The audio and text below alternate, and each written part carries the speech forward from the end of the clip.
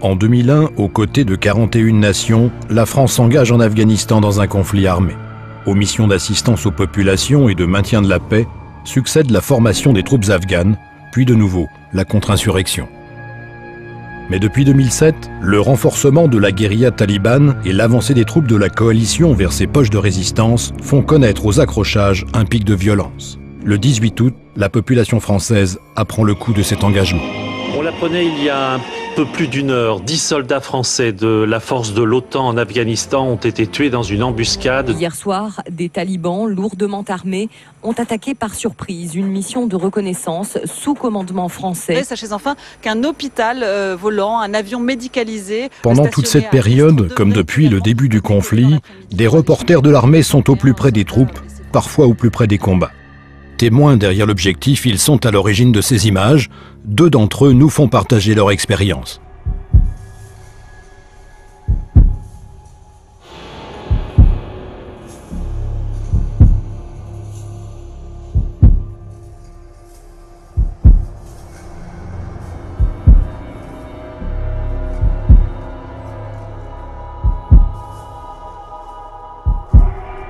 Le démarrage de la mission, on m'appelle, on me dit est-ce que ça te branche de partir en Afghanistan? Et je me suis dit pourquoi pas. C'était une bonne occasion, je dois terminer mon contrat prochainement. Et je me suis dit c'est le moment de vivre quelque chose que tu ne pourras sûrement pas vivre à l'extérieur.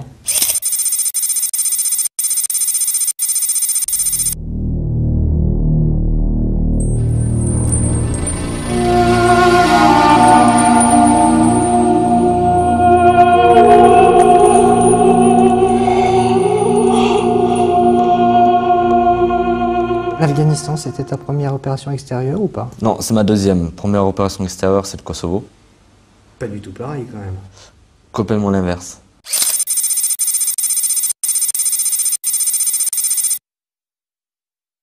C'est Kosovo, il ne se passe rien. Alors que l'Afghanistan, c'est quand même beaucoup plus dur.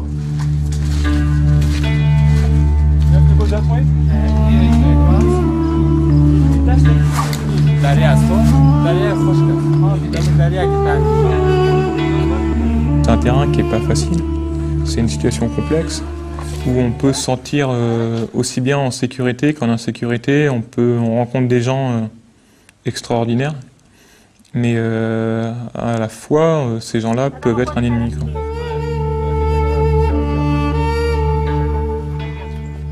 On a un stress quand on part pour chaque patrouille ou chaque déplacement. Il y a toujours ce stress-là, et c'est ce stress-là qu'il faut qu'on essaie de faire avec. Pas se monter des grosses pressions, mais toujours le garder en tête, de faire attention.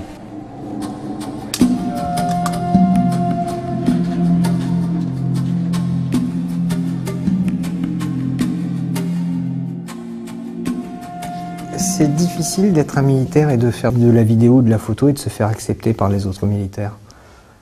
Au début, on est pris comme des journalistes et non des militaires. Les gens, quand on part en tournage, nous appellent les journalistes, mais on est un treillis, on est kaki comme eux, et on essaye de faire notre métier, de relater les faits. Les appareils photo et la caméra, c'est le premier truc. C'est-à-dire qu'automatiquement, ils ne voient que le soldat en second plan. Et nous, on veut faire passer le soldat au premier plan et faire oublier un peu tout ce qui est photo et vidéo, pour après pouvoir se fondre avec eux, quoi. Donc tu te considères plus comme un militaire ou comme un photographe? Moi, plus comme un photographe. Mais vis-à-vis d'eux, pour se faire accepter, il faut faire passer d'abord son côté militaire. Il y a une période d'évaluation, de test, d'observation entre vous et eux finalement. Et ils nous observent, ils voient comment on se déplace, si on les suit bien, si on n'est pas un poids pour eux. Parce que c'est vrai, il ne faut pas être un poids pour une section, surtout quand on part en patrouille, on ne sait jamais ce qui peut se passer.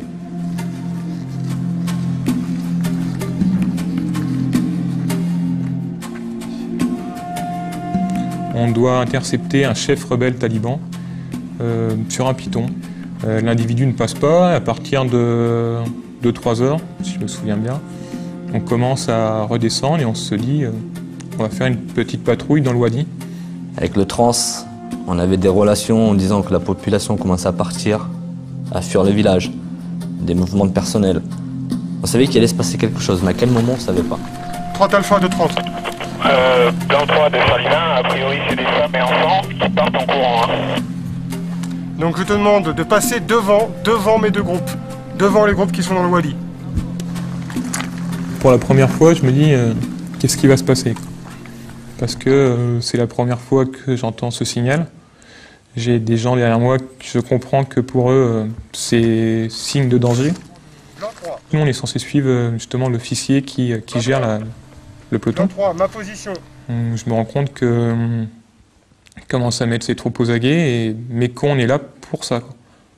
Et la première rafale, réflexe, trouver un endroit pour aller comme je connaissais pas.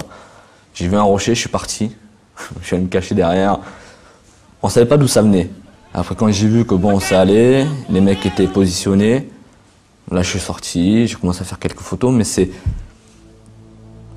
un autre monde à ce moment-là.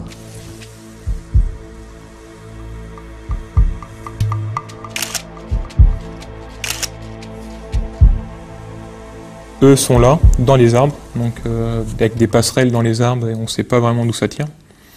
Et les premiers se font tirer à 40 mètres. Donc là je tourne, mais c'est la confusion la plus totale dans le Wadi. Là c'est là qu'on voit qu'il y en a qui réagissent plus vite que nous.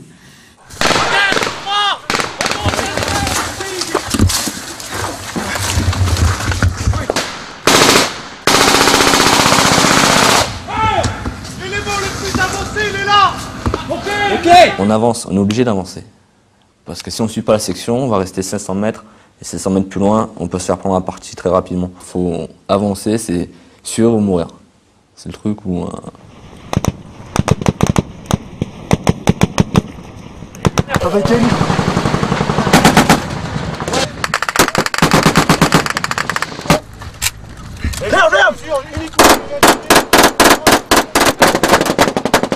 Et là, qu'est-ce que tu te dis, toi, en tant que caméraman? Tu te dis, ouais, c'est des images super, non, tu penses pas à ça? À quoi tu penses? Là, je me dis pas grand-chose, je me dis, il faut tourner, quoi.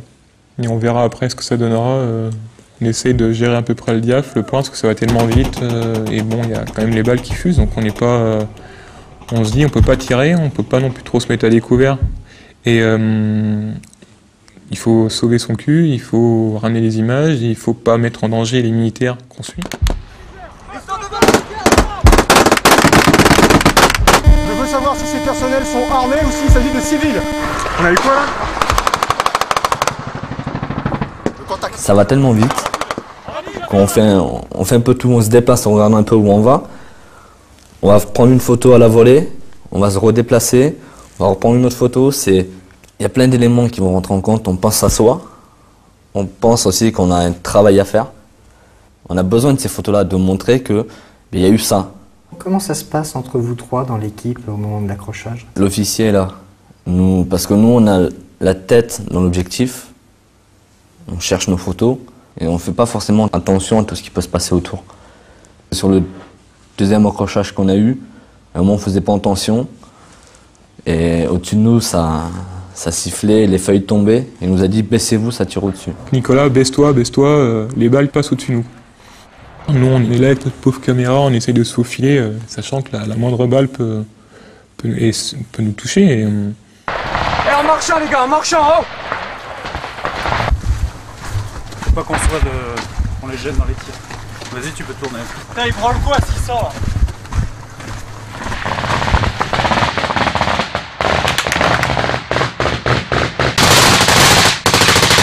Baisse-toi, ça tape dans les cimes là. on continue d'avancer, donc les talibans reculent. On rentre encore près d'un petit mur, donc on longe un mur buissonné avec d'autres côtés. Et entrée de porte. Donc moi je suis juste derrière, j'attends, je suis censé filmer, je me dis le plan est pas mal, il y a une porte, on va voir tout le monde filer et boum. Et là c'est là que c'est fort, quoi. C'est qu'on est vraiment, là on sent vraiment la pression, on se dit merde, bon, faut passer cette porte maintenant, quoi. Faut faire comme eux, quoi.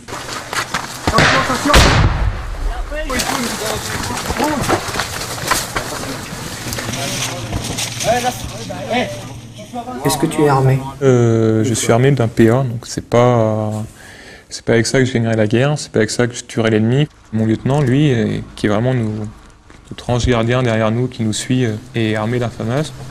C'est réconfortant de savoir ça quand tu es en train de tourner? Disons que je me sens déjà réconforté. Je vois des militaires autour de moi qui sont hargneux, qui savent qu'ils vont gagner, qui vont au combat, qui n'ont pas peur. Ces hommes-là auraient peur? J'aurais peur. Ils ont pas d'armes là-haut? Négatif, hein? Ok. Le sentiment du groupe règne, prend le dessus. Ils n'ont jamais eu peur, donc j'ai jamais eu peur. Là, ce que j'ai vécu, c'est des moments de cohésion dans une équipe de 3. À l'ECPAD, on est une famille. On n'est pas un peloton, on n'est pas une garnison, on n'est pas une armée. On est un petit groupe et on doit s'adapter à chaque situation. Ça vaut le coup de risquer sa vie pour faire des images? Si on fait ce métier-là, c'est qu'on l'a choisi, on sait les conséquences. C'est important que des gens puissent témoigner, puissent montrer aux autres. C'est important de montrer qu'en Afghanistan, c'est la guerre.